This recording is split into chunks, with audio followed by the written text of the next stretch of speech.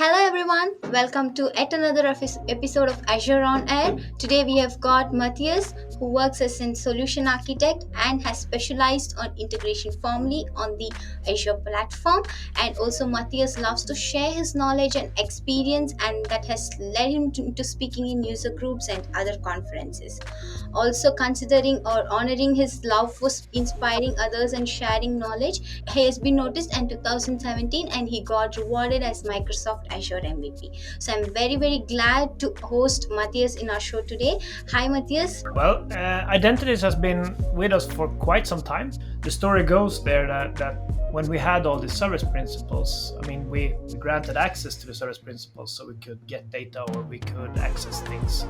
As long as we own the resources in our own tenant, then we could use these managed identities. When you're new, at least, you should always take a strategy. What do we want? Welcome to our show. Hi, Amrita. Thank you very much, and glad to be here. It's gonna be fun.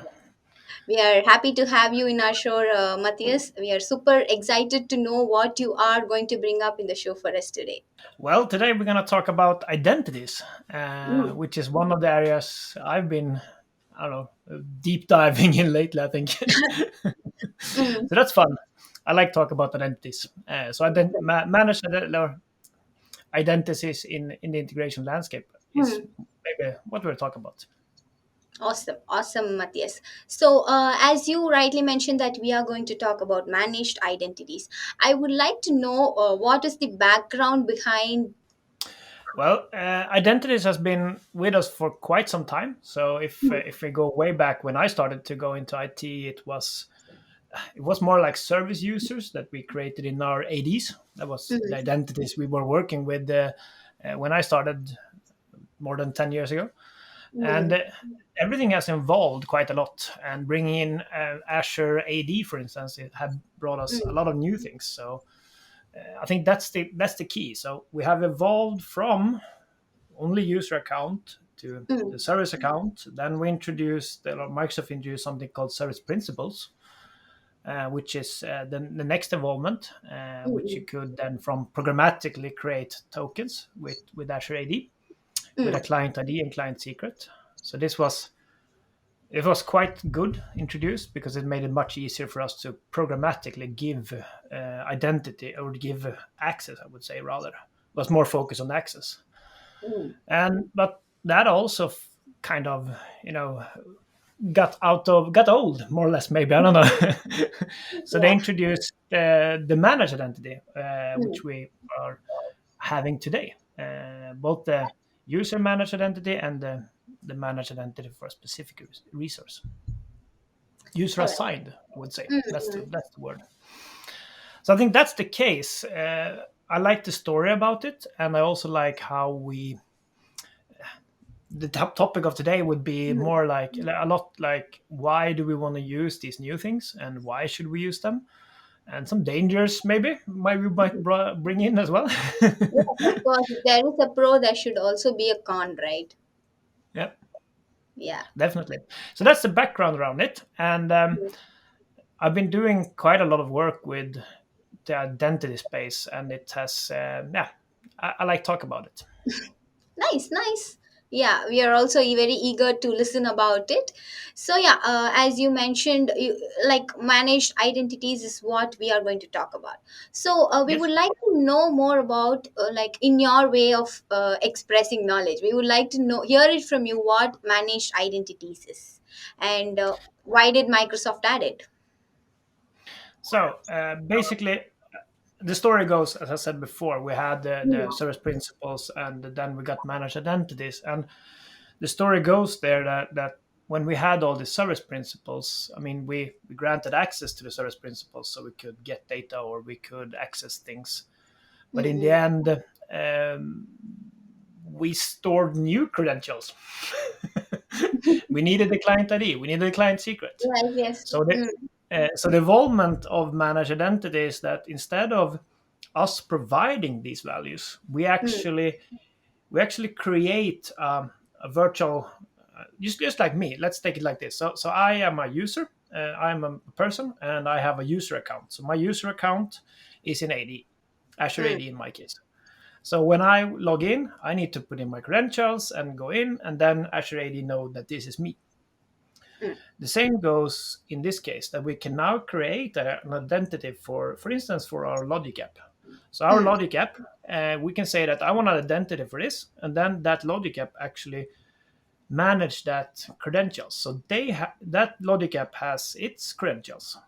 I don't have mm, it. I can't get access to it, so I can't say that I'm that. So they solely into that logic app we can say, hey, this is an identity, and that one also manage its credentials, which makes it much what do you call it, much easier for us to say, because we can just say, hey, this is the identity, create it, and then we have that in AD, and we mm. can assign permissions to it. Just as we can assign permissions to my account, we can assign it to the identity. So Yes, yes. that's the key thing, I would say. The key story about it, that we now can virtualize virtualize our logic app into the AD and say give permissions.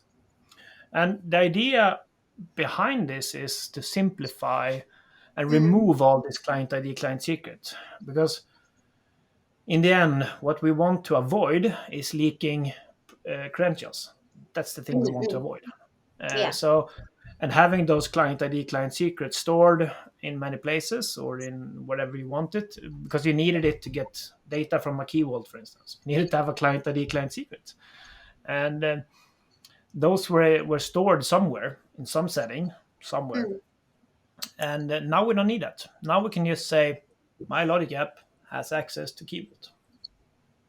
Much yeah. simpler and much sweeter. Yes, yes. Awesome, awesome, Matthias. So I would also like to know. So we have service principle in hand, and also we have managed identities. So, how can we compare to service principle, and which is the scenario, or what is the right time where we can go ahead for service principle, or when is the right time to go ahead for managed identities?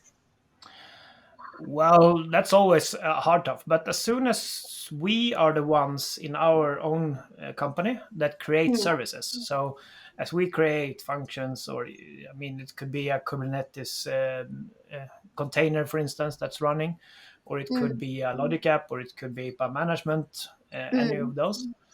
As long as we own the resources in our own tenant, Hmm. then we could use these managed identities. And there's Alright. two of them. So there's one that is called user assigned identity, and one that Hmm. is server assigned, or I don't know, it's maybe server assigned, or yeah, Hmm. automatically assigned. That is system assigned is called. And these two are giving us the a way of granting access either to a specific resource, or this Hmm. user managed identities can be used by multiple resources, so we can prepare stuff beforehand. Okay. So that would be everything we do in our space. Like that could be a managed identity, more or less. But Hmm. when we go outside of our enterprise or our tenant, and we get external parties who want to use our, I don't know, connect to our API management, for instance, getting access to our APIs, Hmm. and we want to protect our APIs with OAuth as an extra layer of security, then we Hmm. can give them a service principal. So that's Awesome. one area. Okay. Or when you're coding your own, I mean, if you do your own, you do something that you're going to run on premise that is not a cloud service, then you can also use these service principles to give Hmm. access to that particular service that you are creating. So when you pop out of Azure, you can use this service principle. Either it's external or it's internal services that's just running on a local machine, for instance. Meanwhile, in Azure, I would prefer to use managed entities, because then I don't need to manage my secrets. All right. That was a clear explanation on when to use what. Right? So I also have a doubt that are managed identities supported in all Azure services? Does all the Azure services have support to manage identities? Yeah, I think and I don't think all of them have it, but most of them have it. Hmm. I'm not 100% sure. the ones I'm using, at least for past services in integration space, Okay. all have it. Uh, Mm. and the, as a good thing that we're moving towards is that we can now assign. I Mm. mean, when we are giving the, we can jump on that later. I will stop there. Yes. So, having spoke about all the managed identities and service principle and when to use what and all that, so why should a particular developer or a particular Azure and flow should have identities? So there's always a question before you go ahead with something, right? So why should we choose identities? So traditionally, if we look into using services, if we don't just look at permissions for Key Vault, Key Vault is one, but you can also go to SQL and storage, and you can go to Service Bus, which traditionally has keys. Or in a SQL, you have your username, password, the SQL account, for instance. You have AD integrated as well. In Service Bus, you have the SAS key as the storage. And you go to Cosmos, then you have another way. You have a key. So the thing is that you can centralize the way you are doing authentication. So before this, we had different mechanism depending on service. If I'm going to go to Service Bus, I need an account name and I need a key. If I go to SQL, I need a username and a password. Now I can use the same thing, which means that my developer story will be much easier because I can say, I have my user and this should have access to that one. And I don't really need to understand all the other mechanism. Well, a little you need to understand, but less at least. Less things. So it's a really good way of centralizing authorization into to Azure AD, I would say. That's yeah, that's something thoughtful right away. Where, so why should we use the identities? So also, do you feel that like by usage of identities, like your connection strings can be like put away, and also you can streamline your authentication? Is that your idea here? Yeah, and it's a little bit more as well. We can add some more Mm. things because if you let's say that if you use the keys, Mm. there's much harder to see what resources actually using our services. We need to go into logs. We need to look into traffic to understand Yeah. who's using what or who's have access. But Mm. as soon as we go into AD, we actually get a clear picture because Mm. there's specific roles that you need to assign to the managed entity, which means that it's much easier to understand who's using what. So that's one thing, which gives Mm. us a better way of querying who has access. And the other Mm. thing is that if you look at me, for instance, I've been working as a consultant for a long time. Mm. Mm. So as a consultant, you go in and off projects or customers and so forth. Mm. And always when you're inside of those, you need to access services. Mm. Mm. That's natural. I need to go into a Cosmos, for instance, and I usually get those credentials because I need to look into to Cosmos. I need to play it. I need to debug it. I need to run something local or something like that. Mm. And in many cases, not always, of course, but in many cases, you end up in needing to look into production as well. Mm. Yeah. And in the end, you have these keys on your Mm. computer. And by the time you leave that assignment, hopefully, you will Mm. delete those records so you don't Yeah. have access anymore. But Mm. there's no guarantee that you actually do it. Mm. But if you switch into a managed identity way, because you can also, as a developer locally, use your user as a managed identity, or in the same way, I would say rather. So if I've been granted access to the Cosmos instance, I can then do my querying when my AD account at that customer is actually valid. But Mm. as soon as I go out the door, I don't have access anymore because then you have cut my AD account, which means Mm. that I, as a consultant, is totally locked outside.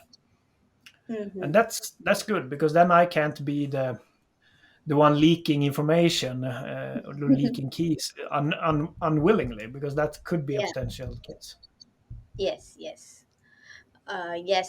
So having spoke about the uses of identities. Yes, so far we had been discussing why should we use identities, but also, as I rightly mentioned in the podcast earlier, whenever you have a pro you have a con. So but is there anything bad about it? Is there anything that why somewhere where we shouldn't use this managed identities, or by using this managed identities this might be the consequence? So anything like that?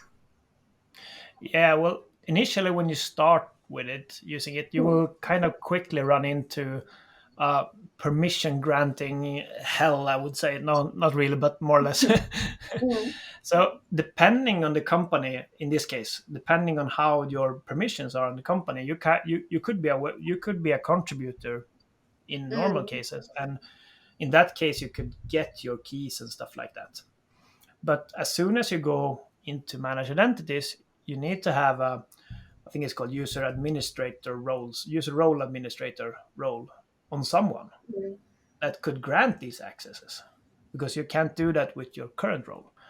And mm, that's the first hiccup you will encounter, that permissions will be a new way of granted in a new way, mm, which means that your organization need to be aware of that and need to be prepared for that, so that you mm, don't end up in a slow process of, I need to go contact that stuff, or I need to put a ticket into the Jira or whatever you use as a ticket system to get access. mm. So that's one thing. Yeah. It's also a new way of using authorization. So it will be very simple. For instance, if you use, logic apps and functions, stuff like that, it Mm, will be very simple to just switch it, because you mm, have it built in many cases.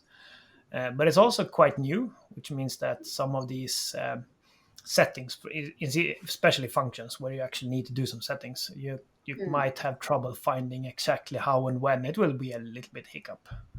And also, if you go into the SQL world, you will mm. notice that you need to do some setup there as well.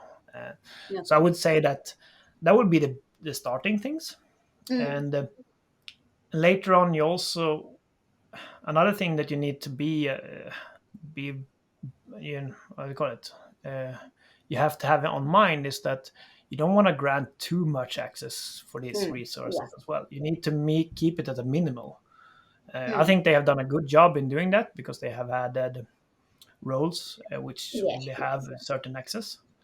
But still, it needs to be done that, because if you have, I'm going to promote a little bit, but if you saw Nino's security session on Mm. the global boot camps, which was the other week, Yeah. you kind of know that if you can hack yourself into that to that machine that's running underneath, they will Mm. then be able to use this identity to actually get access, which is a little bit scary. So you need to Yes. keep those assignments down. Yeah. So we also had a session with Nino, a podcast session with Nino before this. Oh, So yeah, there he also explained about some of the hacks, which was a bit scary. Yeah, while hearing it. Also, yeah. that was a quick promo session of himself, who's going to speak in the integrate Ah, yeah, in our integrate platform. So he's going to give a detailed session about it. Definitely join that session as well, so that you can know more about Nino's research. definitely. That's going to be interesting. Yes, yes, of course, he's one interesting person. Yes. Definitely. Yeah. So yes, one more question that I have, Matthias, is Yep. uh, regarding the developers. So is there anything that the developers are getting benefited out of it? Yeah, it will be, as I said, in the beginning, you will probably have a hiccup, because you're Mm. not used to doing all of this. You need to assign new roles which you aren't familiar with, and so forth. But Yeah. as soon as you are up to speed with that, I think that's a good one. And for me, at least, just Mm. going in and running up my function, and just use don't need any credentials. I just need a name of the Cosmos instance, or I just need a storage account name. I don't need to do more than that. It's a I think it's a nice thing. It's a neat. Makes make my config files very small, very easy, and it's a neat thing. But Okay. it will be a little bit trickier during the releases, um, Mm. because I mentioned it earlier regarding those. There's two types of managed identities. It's the system assigned and it's the Mm, user assigned. So the user assigned, that could be created on forehand, which mm, means that you could create it and then you can give the permissions and then you can deploy your service that's actually going to use it. mm, Which means that if you have a very restricted environment where you have some other department who needs to assign the roles, this mm. would be the preferred way to go. All right. If you, on the other hand, are in a more DevOps experience where you have more privileges yourself, you can Mm, more use the system assign. But mm. then you also need to make sure that you have that in your release pipeline. Because at Okay. your first release, Mm, you will then create that identity. It hasn't mm, been there before, mm, which means that if you have the permissions to grant the access, mm, you could do that at the same time. And then your logic app, in this case, maybe, your function, mm. then directly can have access. Otherwise, you will end up in a I need to grant this access way, and Mm, you will have a longer release cycle with mm. manual steps. So I think that's also something you need to be aware of, that you are people who have been working with releases for a long time will then start to need to learn some new things. Yes, yes, definitely they will. So, as a consultant, yeah. Yeah, As a company from this end, what will be the benefit from the investment that needed? Yeah.